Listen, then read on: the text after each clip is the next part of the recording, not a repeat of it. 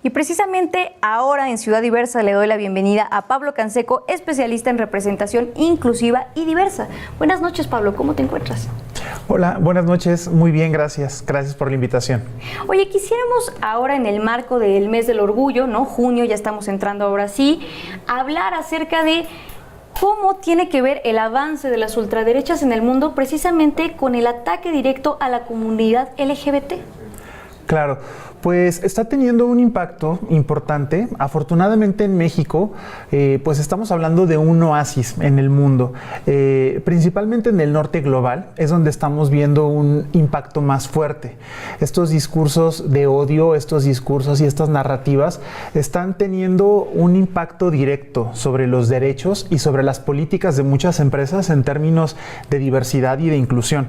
Podemos ver de repente ciertas políticas de empresas que están retrocediendo, incluso hay empresas que ya cancelaron de alguna manera sus políticas de diversidad y de inclusión, y podemos ver que en México realmente los impactos todavía no son tan fuertes ni tan latentes, porque yo podría considerar que estamos en un oasis para la diversidad y la inclusión. No estamos teniendo momentos tan de retrocesos como en Argentina o en algunos países europeos, donde las consecuencias creo que sí están siendo preocupantes. Ahora sí que en el primer mundo están sucediendo estos retrocesos ahora mismo.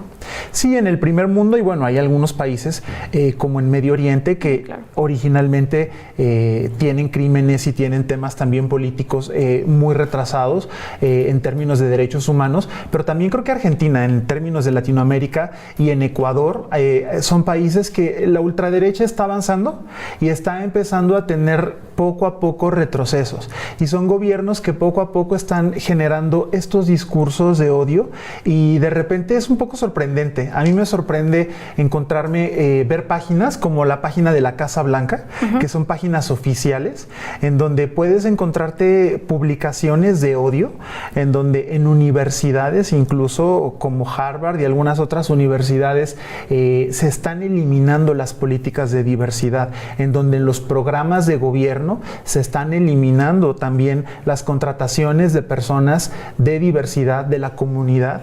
Entonces, creo que vamos a vivir hoy, en este 2025, un mes del orgullo, pues con bastantes retos y bastante complejo, porque regularmente el mes del orgullo, independientemente de ser un mes muy festivo, en donde sabemos que lo que se busca justamente es un avance por los derechos humanos y por los derechos de las diversidades, es un mes donde regularmente, y en México específicamente, las marcas estaban muy presentes. Creo que vamos a vivir un mes en donde las marcas no necesariamente van a estar tan presentes, porque hay marcas que se están haciendo atrás. No voy a decir los nombres específicamente, pero hay marcas globales que están deteniendo sus políticas y no van a estar este año presentes.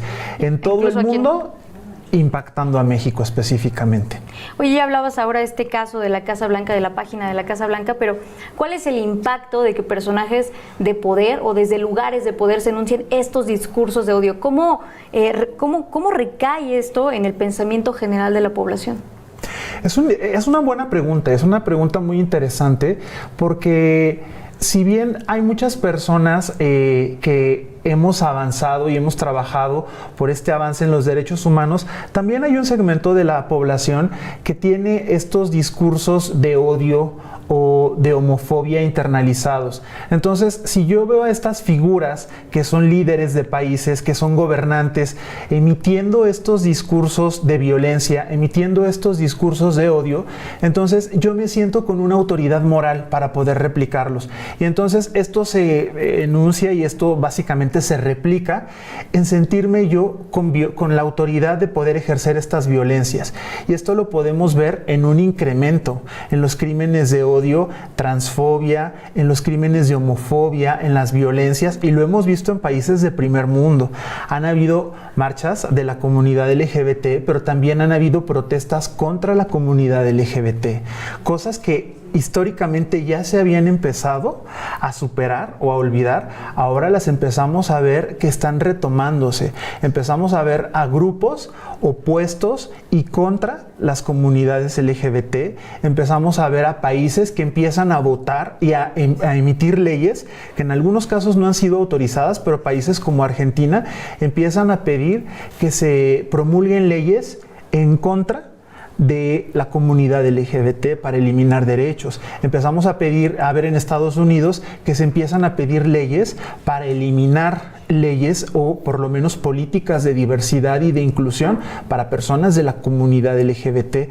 Entonces esto básicamente en la realidad lo que hace es incrementar las violencias, justificar que las personas que ya de por sí tenían ciertos comportamientos de odio, de violencia, de homofobia, pues lo puedan sentir como que ya es correcto, lo puedan sentir como que, bueno, pues si un gobernante lo está haciendo, esto significa que ya es correcto.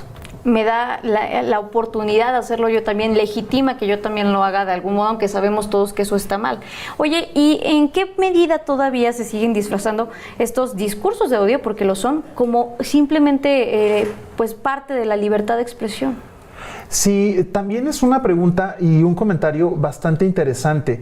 La libertad de expresión, creo que hay una línea muy delgada entre la libertad de expresión y la violencia. La libertad de expresión no debe de incurrir nunca en la falta de derechos a otras personas. Cuando estamos cayendo o incurriendo en la falta de derecho a otra persona, entonces estamos incurriendo en discriminación o en violencia.